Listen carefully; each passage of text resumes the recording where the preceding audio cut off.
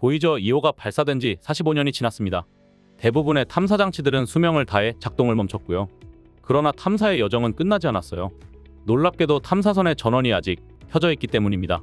이미 태양계를 벗어나고 나서도 20년이 지난 지금까지 빛도 없는 극한의 우주에서 보이저 2호는 어떻게 아직도 작동되는 것일까요? 게다가 사용할 수 있는 전력이 앞으로도 2년치는 남아있다고 합니다. 정말 놀랍지 않나요? 보이저 2호는 인류 역사상 가장 멀리까지 여행한 인공비행체입니다. 그런데 한편으로는 가장 오랫동안 전원이 켜져 있던 전자장치로도 기록되어야 할 것 같습니다. 컴퓨터 한 대를 사서 중간에 한 번도 끄지 않고 45년 동안 켜놓고 쓴다고 생각해보시죠. 그 자체로도 대단한데 생각해보면 그 막막한 우주 어디에서 전기를 끌어다 쓰고 있는 걸까요?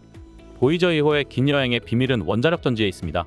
오늘은 우주 탐사의 필수 핵심 기술로 각광받는 원자력 전지에 대해 알아보겠습니다. 원자력 전지의 정식 명칭은 RTG, 즉 방사성동위원소 열전기 발전기라고 해요. 지금까지 개발에 성공한 나라는 미국과 러시아 그리고 놀랍게도 한국 이렇게 3개국뿐입니다. 한국은 지난 2022년 누리호 발사를 통해 우주공간 작동실험 성공으로 국제적으로 개발을 입증했고요. 중국의 경우는 달 탐사선 운용에 원자력 전지를 사용했지만 직접 개발하지는 못하고 러시아 제품을 사용했어요. 그런데 왜 원자력 전지를 우주 탐사의 핵심 기술이라고 하는 것일까요? 앞서 보이저 2호의 사례뿐만 아니라 여러 실증을 통해 우주 탐사체 동력원은 아직까지 원자력 전지가 최고임이 증명되었기 때문입니다. 수백억을 들여 쏘아 올리는 탐사선들은 몇 달간 우주를 날아가 탐사에 착수합니다. 어마어마한 액수의 국민 세금을 쓰기 때문에 최대한 오래 다양한 탐사 활동으로 실적을 내는 것이 관건이죠. 원자력 전지를 탑재하는 이유는 바로 오랫동안 안정적으로 사용할 수 있는 검증된 동력원이기 때문입니다. 중요한 사례로 2004년 나사는 스피릿과 오퍼튜니티라는 두 대의 탐사 로버를 화성에 착륙시켰는데요. 두 대 모두 주 전력원이 태양전지였습니다. 물론 로버들은 예상 임무 기간을 훨씬 넘게 활동했으나 각각 예기치 못한 모래폭풍 이후 통신이 두절되면서 탐사가 갑작스럽게 종료되었어요. 나사는 태양전지 패널을 덮은 모래먼지로 인해 전력 공급이 끊어진 것을 원인으로 보고 있고요. 화성인들이 패널을 털거나 닦아주기만 했어도 좋았을 텐데 안타깝습니다. 이를 교훈삼아 지난 2012년 활동을 시작한 큐리오시티부터 최근의 퍼서비어런스까지 모두 원자력 전지로 동력원을 바꿨어요.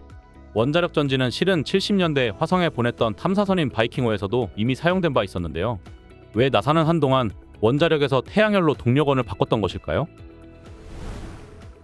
원자력 전지의 주연료인 플루토늄 238은 상대적으로 안전한 동위원소입니다. 그러나 재처리를 통해 얼마든지 핵무기 원료로 가공할 수 있어요. 당시 미국 정부의 핵무기 원료 통제 강화로 천하의 나사조차도 플루토늄의 수급이 어려워졌던 상황이 있었기 때문입니다. 이참에 새로운 재생에너지원인 태양열 발전을 테스트한다는 의미도 있었죠. 그러나 결국은 마땅한 대체 동력원을 찾지 못하고 원자력 전지를 다시 찾은 거죠. 그럼 원자력 전지가 얼마나 좋길래 대체 불가로 여겨지는지 더 알아볼까요? 이들 로버에 탑재된 원자력 전지의 수명은 최소 14년 이상입니다. 영하 200도의 극저온에서도 문제없이 작동하고요. 당연히 출력 자체도 태양전지 패널보다 훨씬 높아요. 태양전지 패널을 사용한 이전 탐사선인 스피릿과 오퍼튜니티가 200kg이었던 것에 반해 새로운 탐사 로버인 큐리오시티와 퍼서비어런스의 무게는 1톤에 육박하며 크기도 소형차 한 대 크기입니다. 갈수록 탐사 로버 크기가 커지고 있어 효율이 떨어지는 태양열 패널로는 탐사선의 소비 전력을 감당할 수 없게 되었어요. 화성뿐만 아니라 목성 탐사선 갈릴레오, 토성 탐사선 카시니, 명왕성 탐사선 뉴호라이즌스에도 한결같이 원자력 전지가 실렸습니다. 그런데 원자력 전지는 어떻게 작동하는 걸까요? 전지라고 하지만 원리는 사실 열전기 발전기가 맞고요. 사용되는 연료는 플루토늄 238입니다.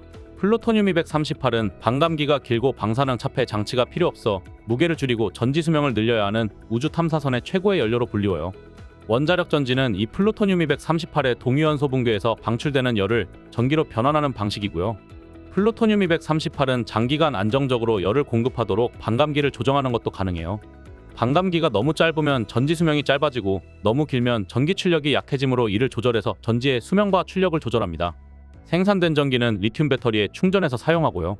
전기로 변환하고 남은 열은 우주의 혹한 속에서 중요한 탐사 장비를 따뜻하게 하는 난방용으로 알차게 쓰죠. 그런데 혹시 방사선 위험은 없을까요? 핵무기 제조에 사용되는 플루토늄 239처럼 붕괴 에너지가 너무 높으면 인체에 해로운 감마선과 X선이 발생하죠. 그러나 원자력 전지 연료인 플루토늄 238 동위원소 붕괴로 생성된 알파선과 베타선의 차폐는 어렵지 않아요. 얇은 금속판 한 장으로도 차폐가 되어 방사선 누출이 없기 때문에 편리하고 안정적이죠. 원자력 전지는 인체 삽입 전자의료기기의 동력원으로 사용될 정도로 안전성이 검증되었어요. 특히 인공심장이나 맥박 조정기 같이 체내에 심는 장치의 동력원으로 사용되고 있죠. 건전지 하나 갈자고 몇 년에 한 번씩 심장 수술을 할 수는 없는 노릇이죠.